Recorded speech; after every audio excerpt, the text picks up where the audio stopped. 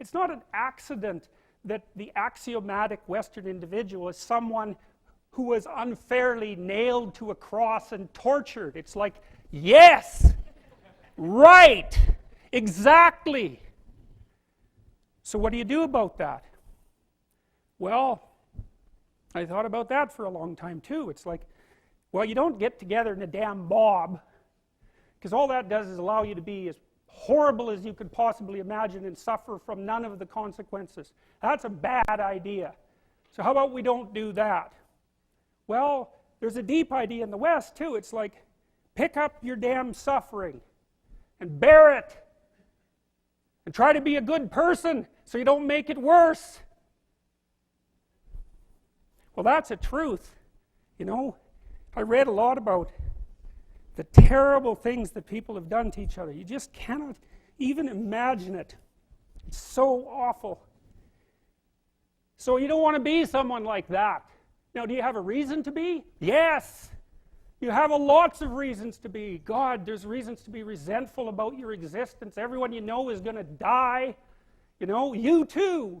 And there's going to be a fair bit of pain along the way, and lots of it's going to be unfair. It's like, yeah, no wonder you're resentful. It's like, act it out and see what happens. You make everything you're complaining about infinitely worse. There's this idea that hell is a bottomless pit, and that's because no matter how bad it is, some stupid son of a bitch like you could figure out a way to make it a lot worse. So you think, well, what do you do about that? Well, you accept it. That's what life is like. It's suffering. That's what the religious people have always said. Life is suffering. Yes. Well, who wants to admit that? Well, just think about it.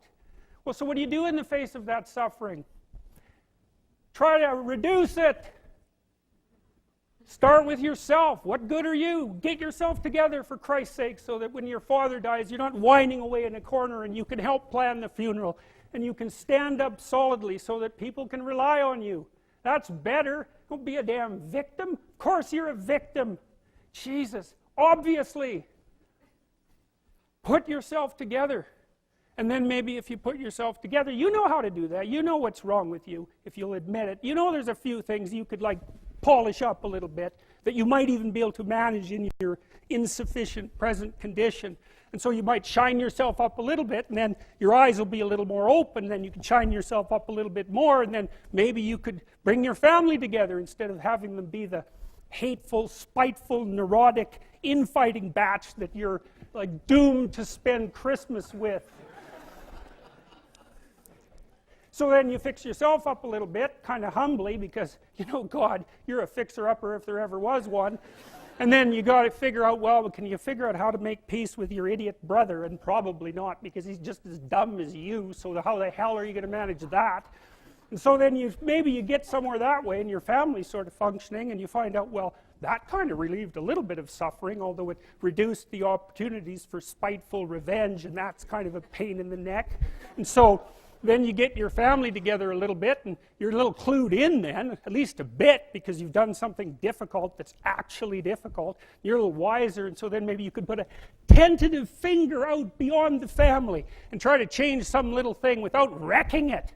It's like, our society is complex, and we teach our students that they could just fix it. It's like, go fix a military helicopter and see how far you get with that. It's like, what are you going to do? You're like a chimp with a wrench. Whack! Oh, look, it's better. It's like, no, it's not better. Things are complicated, and to fix things is really hard. And you have to be like a golden tool to fix things, and you're not. So, and that's the other message of the West. It's like, how do you overcome the suffering of life?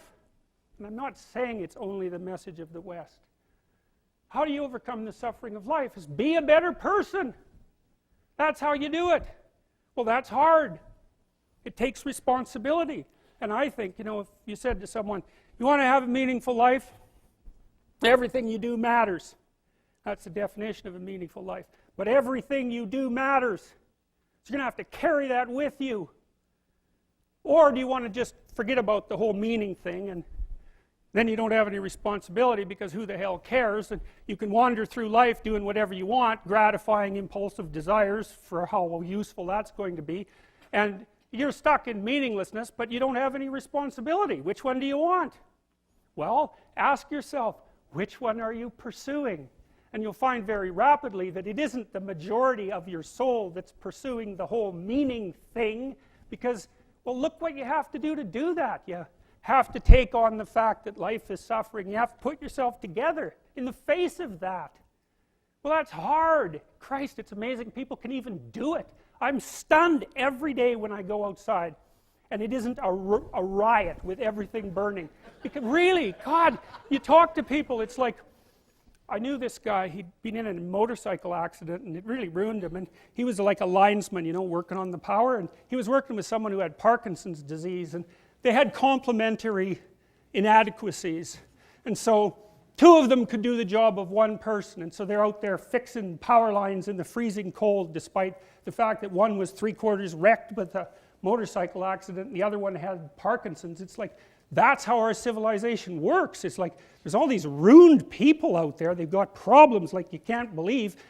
Off they go to work and do things they don't even like, and look, the lights are on. My God, it's unbelievable. It's a miracle. It's a miracle. And we're so ungrateful. College students, the postmodern types, they're so ungrateful.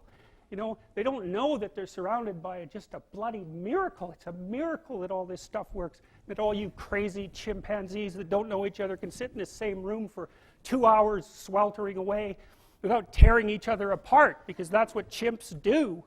So, anyways, so what happened? Well, I made some videos and I got to the bottom of some things, at least as far as I can tell, so I told you what the bottom is, and then I've got this idea about what you might do about it, which isn't my idea. It's not my idea. It's an old idea. It's far older than Christianity. It's old. It's the oldest story of mankind. Get yourself together.